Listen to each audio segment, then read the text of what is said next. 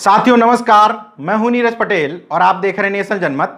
8 दिन चले फिल्मी और नाटकीय घटनाक्रम के बाद उत्तर प्रदेश एसटीएफ जो उज्जैन से कानपुर लेकर के आ रही थी, आतंक के पर्याय बन चुके विकास दुबे को अचानक सुबह खबर आती है कि विकास दुबे एनकाउंटर में मार गिराया गया। इस खबर के सामने के आने के बाद कुछ लोगों ने उत्तर प्रदेश की पुलिस योगी आदित्यनाथ को शाबाशी देते हुए सोशल मीडिया पर प्रोपेगेंडा चलाना शुरू कर दिया। एक दूसरा तबका था जो शॉक्ड हो गया, उसने सामने आकर के ज्ञान बघारना शुरू किया कि इस देश में हर व्यक्ति को नैसर्गिक न्याय का सिद्धांत के तहत न्याय पाने का अधिकार है, यानी कि उसको पूरी कानूनी प्रक्रिया के तहत गुजारना चाहिए, कोर्ट का जो डिसीजन होना चाहिए उसका इंतजार करना चाहिए। मैं भी इस बात से सहमत हूं कि किसी भी सरकार को या पुलिस को एनकाउंटर के लिए खुली छूट नहीं देनी चाहिए, क्योंकि इससे विभिन्न सरकारें या पुलिस तानाशाह रुख अख्तियार कर लेती है। लेकिन जो विकास दुबे के मामले में नैसर्गिक न्याय के सिद्धांत की बात कर रहे हैं, भारतीय संविधान की बात कर रहे हैं, उनसे भी मैं पूछना चाहता हूं कि क्या नैसर्गिक न्याय का सिद्धांत कुछ चुनिंदा जातियों के लिए है? मैं जातियां बीच में इसलिए लाता हूं क्योंकि इस देश में हर चीज जाति के हिसाब से तय होती है। अगर विकास दुबे मारा गया, उसी दिन गोरखपुर का सातिर अपराधी बताते हुए पन्ना यादव को भी मारा गया। नैसर्गिक न्याय का सिद्धांत अगर विकास दुबे पर लागू होता है तो पन्ना यादव की चर्चा क्यों नहीं की जा रही है? क्यों नहीं बताया जा रहा है कि उत्तर प्रदेश में अकेले विकास यादव पहला अपराधी नहीं है जो योगी आदित्यनाथ की सरकार आने के बाद मारा गया एनकाउंटर में? इससे पहले तकरीबन सरकारी आंकड़े ही हैं कि 150 अपराधियों को पुलिस ने कहा कि मुठभेड़ में मार गिराया है। रिहाई मंच जैसी संस्थाएं जो फर्जी एनकाउंटर्स पर लगातार सवाल उठाती रहती हैं, उसके हवाले से बताया गया कि ज्यादातर एनकाउंटर्स को फर्जी बताते हुए उन पर सवाल उठाए गए। तो आज जो नैसर्गिक न्याय के सिद्धांत की बात कर रहे हैं, वो मुझे बताएं कि क्या नैसर्गिक न्याय का सिद्धांत उन जातियों के लिए है जिनके लोग मीडिया में ज्यादा हैं, जो देश भर के संसाधनों पर बड़ी संख्या में कब्जा जमाए बैठे हैं, देश के शासन प्रशासन से लेकर के विभिन्न सत्ताओं में जो लोग प्रभुत्वशाली होते हैं? संविधान का नैसर्गिक न्याय का सिद्धांत केवल उन्हीं जातियों के लिए लागू होता है क्या? अगर ऐसा नहीं है तो इससे पहले जिम ट्रेनर जितेंद्र यादव को फर्जी मुठभेड़ में उसके पैर में गोलियां मार दी गई थी। इन लोगों ने, कितने लोगों ने सवाल उठाए थे? झांसी में हाल में ही पुष्पेंद्र यादव की एनकाउंटर में हत्या कर दी जाती है, कितने लोगों ने सवाल उठाए थे? मुकेश राजभर जो आजमगढ़ के रहने वाले थे, जयसिंह यादव, रामजी पासी, सुमित गुर्जर, छन्नू सोनकर, फुरकान अली, अलीगढ़ के रहने वाले नौशाद अली समेत तकरीबन 150 से ज्यादा लोगों को योगी आदित्यनाथ की सरकार ने बकायदा ये कहते हुए कि कोई अपराधी है तो उसको ठोक दो। योगी आदित्यनाथ ने जिस समय ठोक दो शब्द इस्तेमाल किया था, तब यही सारे लोग जो मीडिया में कुछ तथाकथित जाति के बैठे हुए हैं, उस समय इन लोगों ने मुख्यमंत्री योगी आदित्यनाथ को शाबाशी दी थी, जश्न मनाया था। तो आखिर ये नैसर्गिक न्याय का सिद्धांत सिलेक्टिव कैसे है? अगर उस समय रहते इन फर्जी एनकाउंटर पर सवाल उठाए गए होते, जिन पर रिटायर्ड आईपीएस एसआर दारापुरी साहब जैसे लोग लगातार सवाल उठा रहे थे, तो संभव था कि आज इस तरह के फर्जी एनकाउंटर्स पर आपको सवाल ना उठाने पड़ते। सवाल उठाने के क्रम में दो तरह के लोग सामने आए हैं।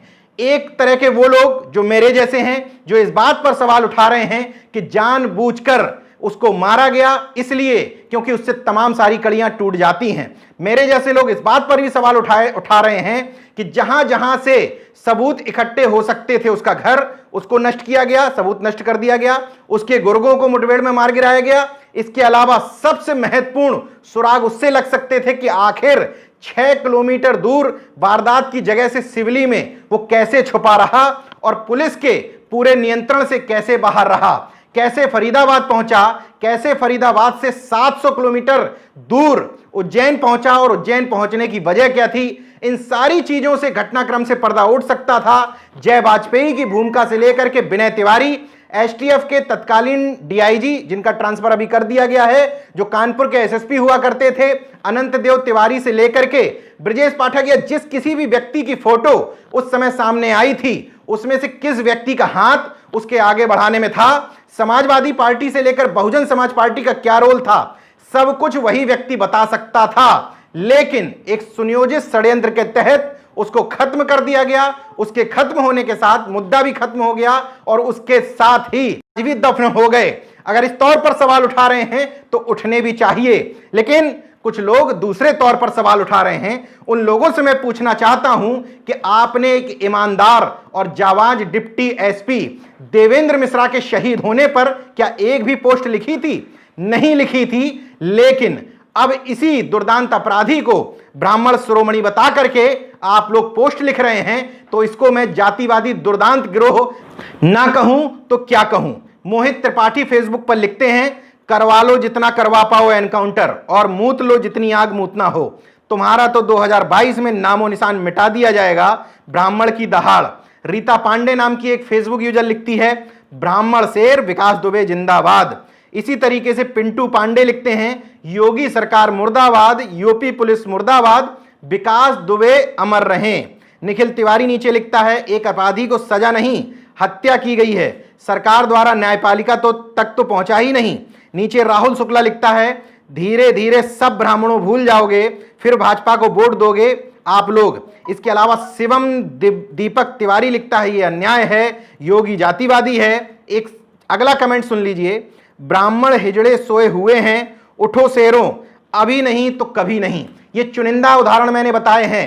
फेसबुक से लेकर ट्विटर, तमाम सारे सोशल मीडिया पर इसी तरीके से जातिवादी लोग चिल्ला रहे हैं और इस सरकार को इसलिए जातिवादी बता रहे हैं कि इन्होंने विकास दुबे को मार दिया। जातिवाद की गंदी मानसिकता देखिए, उस दुर्दांत अपराधी को परशुराम वंशज बताने की कोशिश की जा रही है जिसने सबसे ज्यादा ब्राह्मणों की ही हत्याएं की, और उस सरकार को ब्राह्मण विरोधी बताने की कोशिश की जा रही है जिस सरकार के राज्य में विधानसभा अध्यक्ष हृदय नारायण दीक्षित ब्राह्मण, उप मुख्यमंत्री और उच्च शिक्षा मंत्री दिनेश शर्मा ब्राह्मण, कानून मंत्री ब्रजेश पाठक ब्राह्मण, मुख्य सचिव राजेंद्र कुमार तिवारी ब्राह्मण, राजस्व परिषद के अध्यक्ष दीपक त्रिवेदी ब्राह्मण, अपर मुख्य सचिव गृह सूचना गोपन सतर्कता जैसा महत्वपूर्ण विभाग संभाल रहे अवनीश अवस्थी ब्राह्मण, डीजीपी हितेश चंद्र अवस्थी ब्राह्मण, कमिश्नर लखनऊ सुजीत पांडे ब्राह्मण, अपर मुख्य सचिव चिकित्सा शिक्षा, अपर मुख्य सचिव माध्यमिक शिक्षा, अपर मुख्य सचिव बेसिक शिक्षा, अपर मुख्य सचिव राजस्व, प्रमुख सचिव पीडब्ल्यूडी, अपर मुख्य सचिव सिंचाई, अपर मुख्य सचिव कृषि समेत तमाम सारे महत्वपूर्ण विभागों के प्रमुख सचिव ब्राह्मण ही बैठे हैं। इसके अलावा तमाम जिलों में ब्राह्मण एसपी और डीएम बैठाल करके रखे गए हैं। तमाम थानों में इस बात का ध्यान रखा गया है कि ब्राह्मणों की संख्या थानाध्यक्षों में भी कहीं से कम ना हो जाए। ब्रजेश पाठक के कानून मंत्री रहते हुए जिस सरकार में 312 सरकारी वकीलों की नियुक्ति में 152 पद अकेले ब्राह्मणों को दिए जाते हैं, उस सरकार के राज में सवाल इस बात पर नहीं उठाए जा रहे हैं कि पूरे प्रदेश भर में जो तमाम जगह पर ब्राह्मणों की हत्याएं हुई उनसे तकलीफ नहीं है इन जातिवादियों को। एनकाउंटर में मारे गए अन्य जाति के लोगों की बात तो छोड़ ही दीजिए, इन जातिवादियों ने कभी देवेंद्र मिश्रा के लिए भी एक शब्द नहीं लिखा। जिस देवेंद्र मिश्रा को इस दुर्दांत अपराधी ने इतनी बुरी तरीके से मारा था कि उनका पैर तक काट दिया था, इसने खुद ये बात स्वीकार की है कि ये देवेंद्र मिश्रा से इसलिए चिढ़ता था क्योंकि लगातार विनय तिवारी को इसके ऊपर कार्रवाई करने के लिए कह रहे थे और इसके लंगड़ाते पैर पर कमेंट करते थे, कहते थे कि इसका दूसरा पैर मैं ठीक कर दूंगा, इसलिए कुल्हाड़ी से उनका पैर तक काट डाला गया था। देवेंद्र मिश्रा के चेहरे पर चिढ़ की वजह से, जिद की वजह से इतनी गोलियां मारी गई थी कि उनका चेहरा तक पहचानना मुश्किल हो गया था। इतने दुर्दांत अपराधी को ये लोग ब्राह्मण शिरोमणि बताने से बाज नहीं आ रहे हैं। सारे घटनाक्रम के बीच में एक और नैसर्गिक न्याय के सिद्धांत वाले advocate Ghanshyam Upadhyay police encounter से बचाने के लिए इस विकास दुबे को सुप्रीम कोर्ट में याचिका लेकर के पहुंचते हैं। पहुंचना भी चाहिए। मैं भी इस बात से सहमत रहता हूं कि इस देश के हर नागरिक को नैसर्गिक न्याय के सिद्धांत के तहत न्याय पाने का अधिकार है, लेकिन सिलेक्टिव ढंग से नहीं।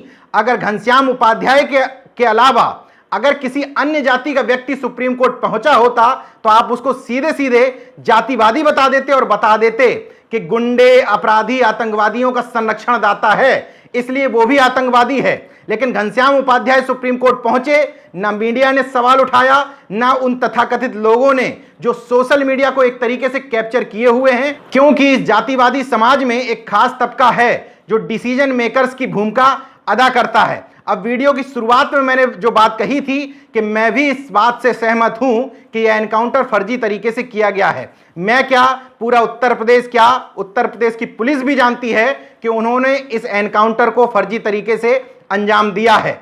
तमाम सारी बातें उठ रही हैं कि वो बीच में बैठा हुआ था, वो घायल क्यों नहीं हुआ, वो लंगड़ा रहा था तो कैसे हाईवे से इतनी दूर चला गया। तमाम सारे पहलू हैं उसमें, उन पहलुओं पर नहीं जाऊंगा, केवल एक पहलू की चर्चा करना चाहता हूं।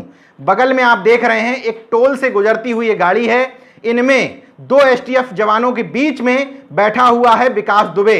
ये गाड़ी है टाटा सफारी स्टॉर्म और इस गाड़ी का नंबर है यूपी 32 BG 4485। थोड़ी दूर आगे बढ़ती है, कानपुर 17 किलोमीटर पहले रह जाता है।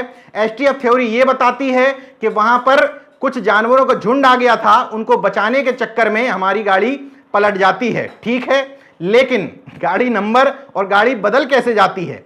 कुछ दूर पहले टोल प्लाजा पर टाटा सफारी में बैठा हुआ था विकास दुबे, बाद में जो गाड़ी पलटती है वो TUV 300 होती है, उसका नंबर हो जाता है UP 70 AG 3497।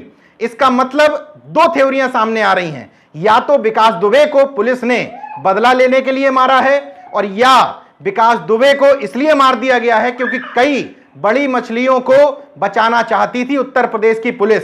बहरहाल इस पूरे घटनाक्रम में जो कुछ भी हो, इसके असली गुनाहगार वो लोग हैं जिन्होंने जातिवाद के बसीबूत होकर विकास दुबे जैसे लोगों को आगे बढ़ाया, या वो लोग हैं जिन्होंने पहले इस सरकार के तथाकथित एनकाउंटर्स पर सवाल नहीं उठाया। उन्हीं की वजह से विकास दुबे के 6 गुर्गे मौत के घाट उतार दिए जाते हैं। विकास दुबे के खुद सरेंडर के बाद भी उसको मार दिया जाता है। यहां पर मैं योगी आदित्यनाथ की सरकार, उत्तर प्रदेश के DGP, अपर मुख्य सचिव गृह समेत तमाम सारे पुलिस अधिकारियों से एक निवेदन करना चाहता हूं कि अमर दुबे को आपने पुलिस एनकाउंटर में मार दिया। अमर दुबे के एनकाउंटर पर भी सवाल उठ रहे हैं, सवाल उठना भी चाहिए, मैं उस पर नहीं जाऊंगा, लेकिन अमर दुबे की पत्नी जो कुछ दिन पूर्व ही शादी करके इस घर में आई थी, बमुश्किल 7-8 दिन उस घर में रही होगी, उसकी आखिर क्या गलती है? 7-8 दिन में वो इस पूरी घटना की मास्टरमाइंड कैसे हो गई? अमर दुबे की पत्नी और उसके घर वालों को जो जेल भेज दिया गया है वो निहायत ही अन्यायपूर्ण कार्य है। अविलंब इन लोगों की रिहाई करवाई जाए। जैसे विकास दुबे की पत्नी और बच्चे को छोड़ दिया गया, कहा गया इनका कोई कसूर नहीं है, वैसे ही अमर दुबे की पत्नी, नवविवाहिता पत्नी और उसके घर वालों का इस पूरे घटनाक्रम में शायद कोई कसूर नहीं होगा। देखते रहिए नेशन जनमत, जागरूक और सजग बने रहिए। जय विज्ञान, जय संविधान, जय लोकतंत्र। धन्यवाद। तो अगर आपने मेरा YouTube चैनल सब्सक्राइब नहीं किया तो प्लीज़ सब्सक्राइब कर लें और उस बेल आइकन पर जरूर क्लिक करें, जिससे जो मेरे न्यू वीडियो